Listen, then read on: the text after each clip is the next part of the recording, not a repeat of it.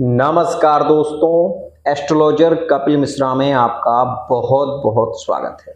आज हम बात करने वाले हैं मित्रों, पुरुषोत्तम मास के 3 गुरुवार, विशेष रूप से ये जो 3 गुरुवार हैं, इसमें आप अगर गुरुवार के दिन ये उपाय करते हैं तो यदि आप किसी को पसंद कर रहे हैं और वो आपको इग्नोर करने लगा है, या विशेष रूप से आप लव मैरिज करना चाहते हैं और दोनों परिवार अपोजिट हैं, मान नहीं रहे हैं, तो उस स्थिति में भी ये उपाय आपके लिए अत्यंत शीघ्र प्रभावी है।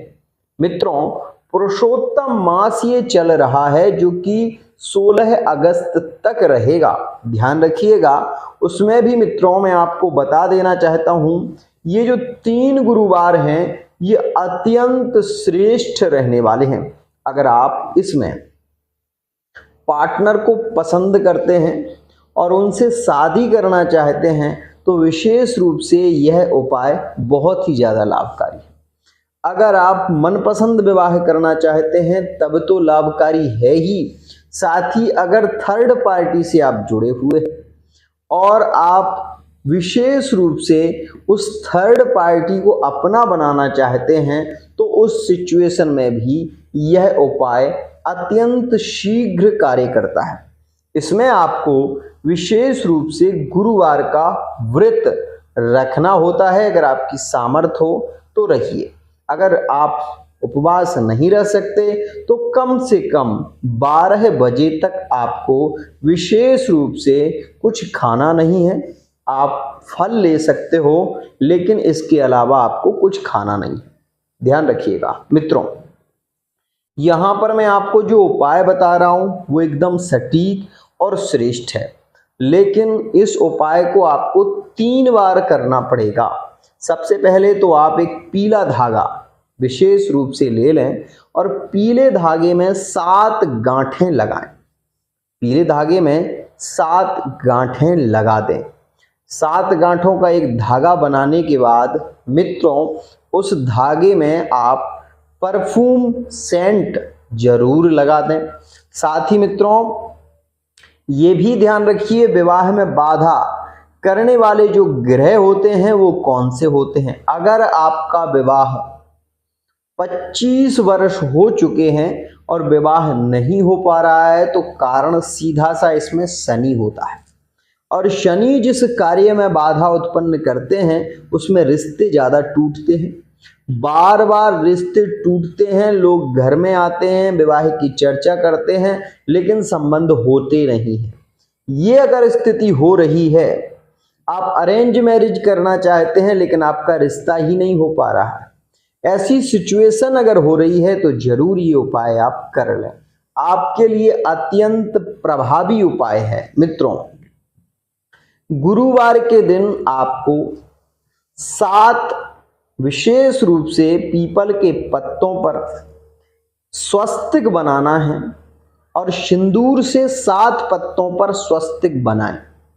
बनाने के बाद मित्रों, 7 स्वस्तिक के बीच में जो विशेष रूप से जहां से स्वस्तिक बनता है वो बीच का भाग होता है, उस बीच के भाग पर आप एक एक सुपारी रखें और यह कार्य आपको पीपल के नीचे करना पड़ेगा। इस बात का विशेष ध्यान रखिएगा। गुरुवार के दिन करना है, ये बात भी विशेष ध्यान रखिएगा। 7 सुपारी आपको रखनी है। 7 सुपारी रखने के बाद मित्रों, 7 सुपारियों में सिंदूर लगाना है आपको। सिंदूर लगाने के बाद मित्रों, आपको विशेष रूप से अगर आपके पास में हल्दी आप रखे हो तो थोड़ी थोड़ी हल्दी उस पर लगा दो और उसके बाद मित्रों एक दीपक प्रज्वलित करो घी का। पूर्व दिशा की ओर गोल बत्ती होनी चाहिए, वो दीपक आप जला दो। जलाने के बाद मित्रों, आप विशेष रूप से ये सारी क्रिया संपन्न करने के बाद एक मिठाई के पीस के 7 टुकड़े करो और 7 टुकड़े उन पीपल के पत्तों पर आप रख दो, ठीक है ना। रखने के बाद मित्रों, धूप बत्ती या अगरबत्ती जलाकर उन 7 जो पत्ते हैं उनको दिखा दो।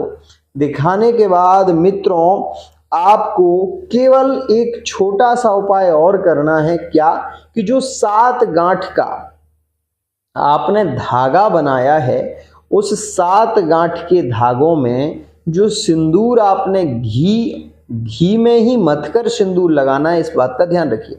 तो जो सिंदूर आपने बनाया है वो सिंदूर आप विघ्नेश्वराय ये मंत्र लेकर 7 गांठों में लगा दीजिए।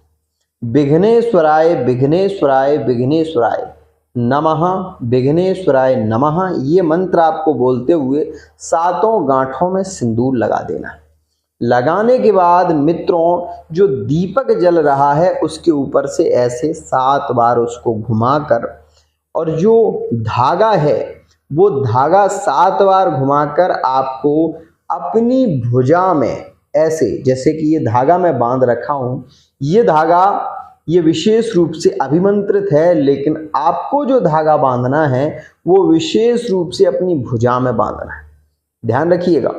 इस धागे को जब आप बांध लेंगे तो आप पार्टनर के सामने जाओगे तो पार्टनर आपको इग्नोर नहीं करेगा। आपको अगर ब्लॉक कर रखा है तो ऐसी सिचुएशन में भी अगर ये धागा आप धारण करते हैं तो पार्टनर आपको 7 दिन में विशेष रूप से अनब्लॉक कर देगा और कॉल भी करेगा।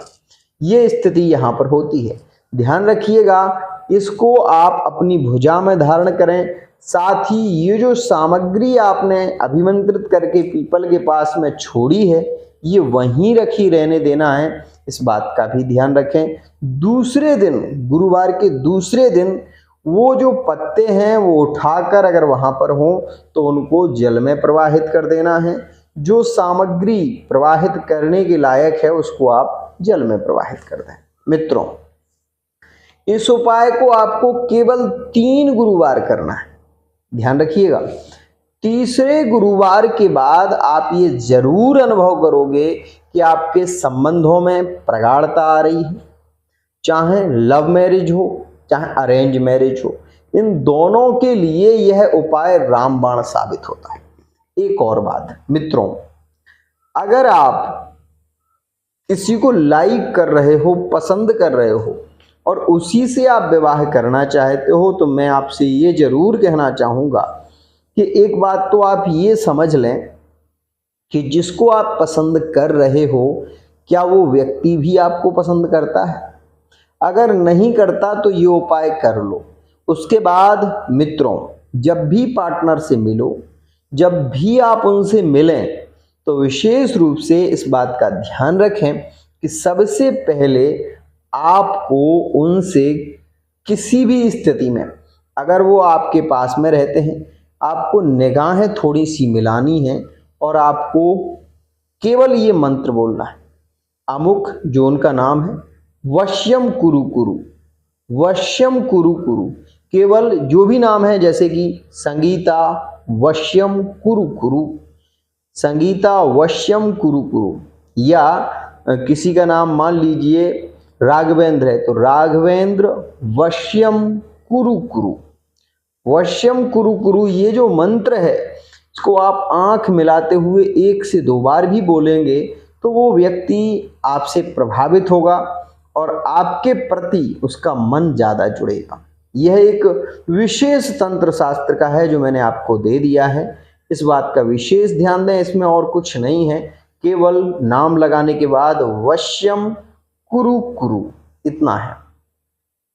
ध्यान रखिएगा, मंत्र बहुत प्रभावी है, अति शीघ्र कार्य होगा, ध्यान रखें। साथ ही लव मैरिज और अरेंज मैरिज दोनों के लिए ही यह उपाय है, ये भी ध्यान रखिएगा। तो मित्रों, आज के लिए इतना ही। अगर आपको ये वीडियो पसंद आ रहा है तो चैनल को सब्सक्राइब करना ना भूलें। साथ ही अगर आपका पार्टनर आपको इग्नोर कर रहा है या फिर आपको ब्लॉक कर रखा है, किसी भी स्थिति में आपको धोखा दे रहा है, उनकी रियलिटी जानना चाहते हैं तो आप हमारे नंबरों पर विशेष रूप से कुंडली के माध्यम से, हस्तरेखा के माध्यम से, फेस रीडिंग के माध्यम से पार्टनर की एक सटीक जानकारी ले सकते हैं। आज के लिए इतना ही।